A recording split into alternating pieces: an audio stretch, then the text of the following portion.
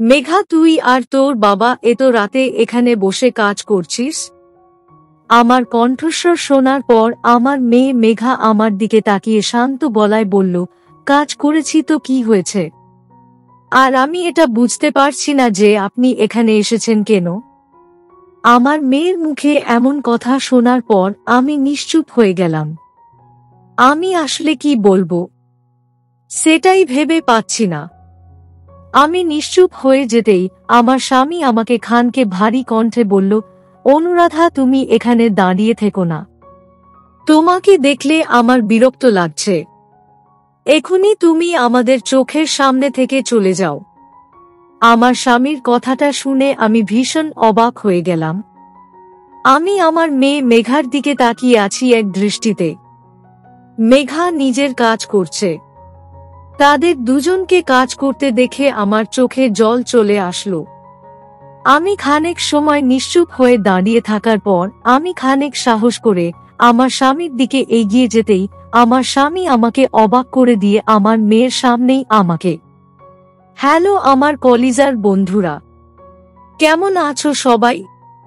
প্রতিদিনের মতো আজও আমি তোমাদের মাঝে নতুন একটি ভিডিও নিয়ে হাজির হয়েছি। আজ আমি তোমাদের বলবো আমার নিজের আপন মেয়ে ও স্বামীর সাথে আমার জীবনের আরও একটি অসাধারণ সত্যি গল্প। আমি জানি এমন গল্প হয়তো তোমরা এর আগে কখনো শোনোনি। আমি শতভাগ সিওর হয়ে বলতে পারি আজকের ভিডিওটা দেখার পর তোমাদের ও জল আসবে। তাই তোমাদের অনুরোধ করছি সম্পূর্ণ ভিডিওটি দেখার। তো বেশি কথা না বলে চলো গল্প ফিরে যাই। আমি অনুরাধা সেন। আমি একজন ৩৫ বছর বয়সী বিবাহিত নারী। আমার স্বামীর নাম মুহিন সেন। আমার স্বামী মুহিন সেন পেশায় একজন ইঞ্জিনিয়ার। আমাদের এক মেয়ে সন্তান ও আছে। আমাদের মেয়ের নাম মেঘা।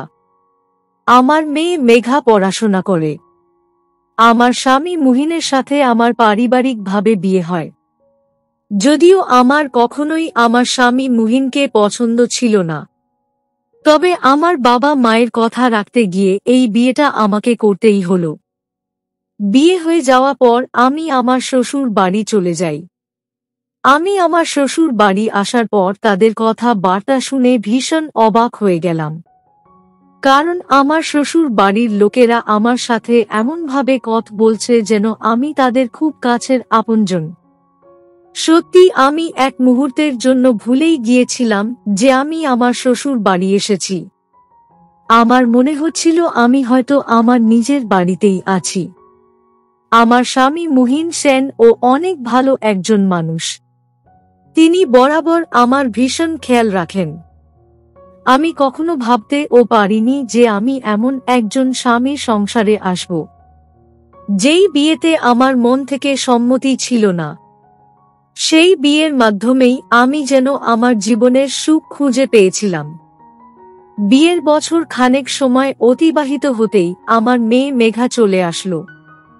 মেঘা আসতেই আমার শ্বশুর বাড়ির লোকেরা অনেক খুশি হয়। আমার স্বামী মুহিন ও অনেক খুশি। সকল কিছু ঠিকভাবেই চলতে থাকে। আমার মেয়ে মেঘা ও পড়াশোনা করতে থাকে। তবে আচমকা আমার স্বামী মুহিনের চাকরি হয় অন্য একটা শহরে। যেই কারণে আমার স্বামী মুহিন চলে যায় নতুন শহরে চাকরির জন্য। আমার স্বামী মুহিন বাড়ি থেকে চলে যাওয়ার পর আমি ভীষণ রকম একা হয়ে পড়লাম। আমার সবসময় আমার স্বামী মুহিনের কথা ভাবতে থাকতাম।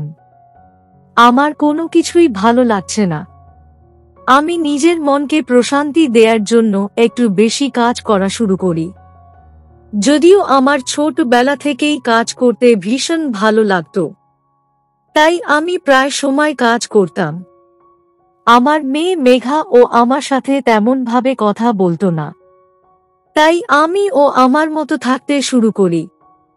আমি রোজার মতো আজ ও আমার সংসারের সকল কাজকর্ম শেষ করে খানিক বিশ্রাম নিতে নিজের ঘরে এসে বসলাম। আমি আমার ঘরে এসে বসে বিশ্রাম নিতেই আচমকা আমার মেয়ে মেঘা আমার ঘরে এসে আমাকে ডেকে বলল, মা, বাহিরে একজন কাকু এসে আপনাকে খুঁজিতেছে, আপনি গিয়ে দেখা করে আসুন। আমি মেঘার কথাটা শুনে খানিক অবাক হয়ে গেলাম, কারণ আমাকে আবার কে খুঁজতে আসবে? আমি আমার মেয়ে মেঘার দিকে তাকিয়ে ভ্রু কুঁচকে বললাম, আমাকে আবার কই খুঁজতে আসবে? হয়তো কোনো ভুল ঠিকানায় লোকটা এসে পড়েছে। তুই গিয়ে বল উনি ভুল ঠিকানায় এসেছে। আমার কথাটা শেষ হতেই আমার মেয়ে মেঘা বলল, না মা, উনি আপনার নাম বলেছে, আপনি গিয়ে দেখে আসুন। এই বলে আমার মেয়ে মেঘা আমার ঘর থেকে চলে গেল।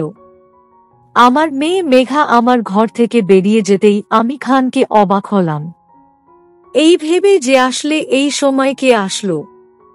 আমি বিষয়টা দেখার জন্য নিজের ঘর থেকে বেরিয়ে বাহিরে চলে আসলাম। আমি আমার ঘরের বাহিরে এসে দাঁড়াতেই আমি দেখতে পেলাম মিজান দাদাকে। মিজান দাদা হলো আমার বাবার বাড়ির পাশের বাড়িতে থাকতেন। আমি আজ এতটা বছর পর মিজান দাদাকে দেখে ভীষণ খুশি হয়ে গেলাম। আমি মিজান দাদার দিকে এগিয়ে গিয়ে যেতেই মিজান দাদা আমাকে দেখে মুচকি একটা হাসি দিয়ে বলল, অনুরাধা, কেমন আছো তুমি? আজ অনেকগুলো বছর পর তোমার সাথে দেখা হলো। মিজান দাদার কথাটা শেষ হতেই আমি বললাম, দাদা আপনি কেমন আছেন? সত্যি আজ অনেকগুলো বছর পর আপনাকে দেখালাম। আপনি কোথায় ছিলেন এত বছর? টিনার কোনো খোঁজ খবর ছিল না যে? আমার কথার কোনো জবাব মিজান দাদা দিল না, বরং তিনি আমার দিকে এক দৃষ্টিতে তাকিয়ে থাকলেন। আমি মিজান দাদার এমন চাহনি দেখে খানকে অবাক হয়ে গেলাম। আমি ঠিক বুঝতে পারছি না যে মিজান দাদা আমার দিকে এমনভাবে তাকিয়ে আছেন কেন। আমি আপন মনে কিছু একটা ভেবে মিজান দাদার সামনে থেকে চোখ নামিয়ে নিলাম। আমি মিজান দাদার দিক থেকে নিজের চোখ নামিয়ে নিতেই মিজান দাদা আমাকে বলল, অনুরাধা, তোমার স্বামী কোথায়? তাকে দেখছি না যে। আমি মিজান দাদার কথাটা শুনে এবার মুচকি হেসে বললাম, আসলে দাদা, উনি তো অন্য শহরে চাকরি করেন, যেই কারণে তিনি এখন বাড়িতে নেই। আমি আর মিজান দাদা এভাবেই কথা বলতে থাকলাম। অনেকদিন পর কারোর সাথে আমি এমনভাবে হেসে হেসে মন খুলে কথা বলতে পারছি। সত্যি আমি ভীষণ ভালোই লাগছে কথা বলতে। কথায় কথায় মিজান দাদা বলল তিনি ও নাকি আমাদের বাড়ির পাশের বাড়িতে এসে উঠেছেন। মিজান দাদার সাথে বেশ খানকে সময় গল্প করার পর মিজান দাদা আমাদের বাড়ি থেকে চলে যেতেন। মিজান দাদা চলে যাওয়ার পর আমিও নিজের ঘরে ফিরে আসি। আমি নিজের ঘরে ফিরে এসে আপন মনে কেন যেন মিজান দাদার কথা ভাবতে থাকি।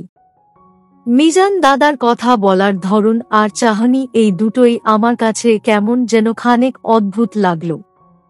তবে যাই হোক, ওনার সাথে কথা বলে আমার মনের মাঝে খানিক প্রশান্তি তো এসেছে, এটাই আমার কাছে অনেক। আমি আরও খানকে সময় মিজান দাদার কথা ভাবার পর নিজের ঘর থেকে বেরিয়ে চলে আসি আর মেয়ে মেঘার ঘরের দিকে। আমি আমার মেয়ে মেঘার ঘরের সামনে আসতেই দেখতে পেলাম আমার মেয়ে মেঘা পড়ার টেবিলে বসে পড়াশোনা করছে।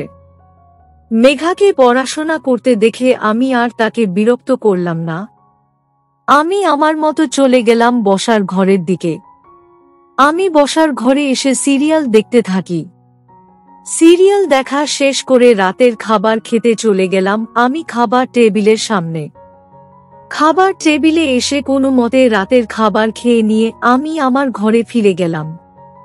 আমার স্বামী মুহিনের সাথে যদিও আমার ফোনে কথা হয়েছে দুবারের মতো, তাই এখন আর মুহিন ফোন করবে না। আমি আমার ঘরে এসে বিছানা ঠিক করে ঘুমিয়ে পড়তে নিলাম। তবে কেন যেন এখন ঘুম আসছে না। মাথার মধ্যে নানা ধরনের চিন্তা ঘুরছে আমার। আমি বুঝতে পারছি না যে আমার মাথায় এত সব চিন্তা কেন আসছে। আমি খানিক সময় শুয়ে থাকার পর উঠে পড়লাম। আমি বিছানা থেকে উঠে পড়ে নিজের মতো খানিক সময় বসে থেকে কিছু কাজ করলাম। তারপর আমি ঘুমাতে চলে গেলাম। পরদিন সকাল বেলা মিজান দাদা আবার আমাদের বাড়িতে আসলেন।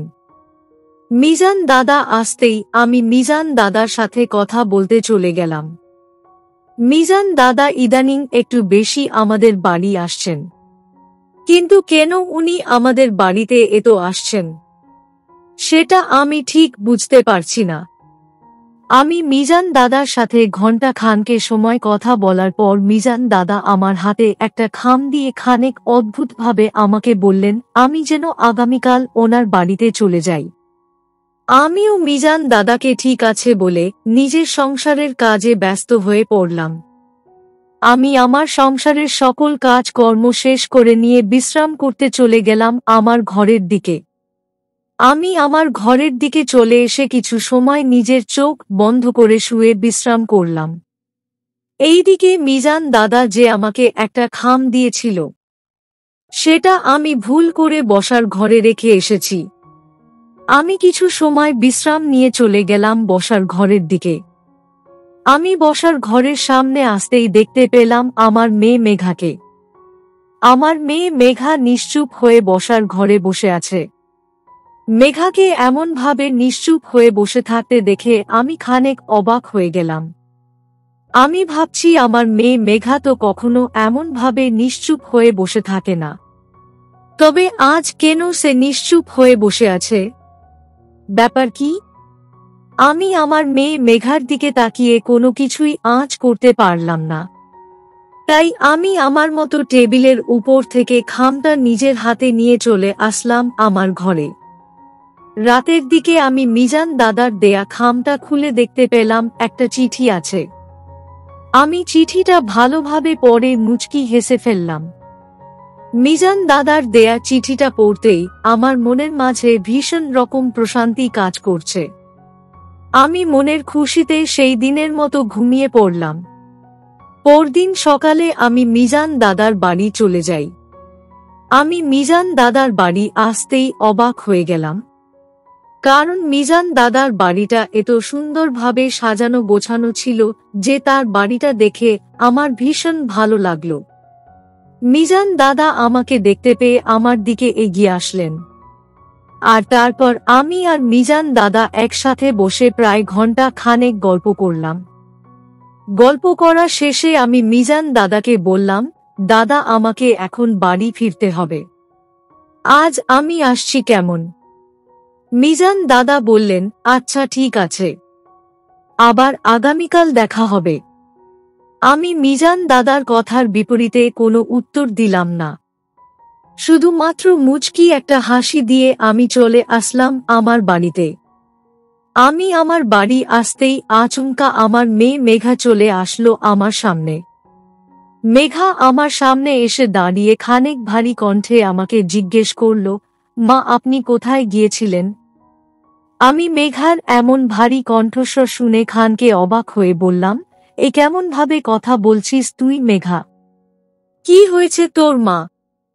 আমার প্রশ্নের জবাবে মেঘা বলল, আমার কি হয়েছে সেটা আমি পরে বলছি। আপনি আমাকে বলুন যে আপনি ওই মিজান লোকটার সাথে কেন কথা বলেন? আপনি জানেন না আমি ওনাকে দেখতে পারি না, আর আপনি কি না তবু ওই লোকটার সাথে কথা বলেন? আমি আজ বাবাকে বলবো সব। আমি মেঘার কথাটা শুনে বললাম, দেখ মেঘা মা আমার কথাটা একটু শোন, তুই যা ভাবছিস তা সত্যি নয়। আমি মিজান দাদার সাথে এমনিতেই একটু কথা বলতে গিয়েছিলাম।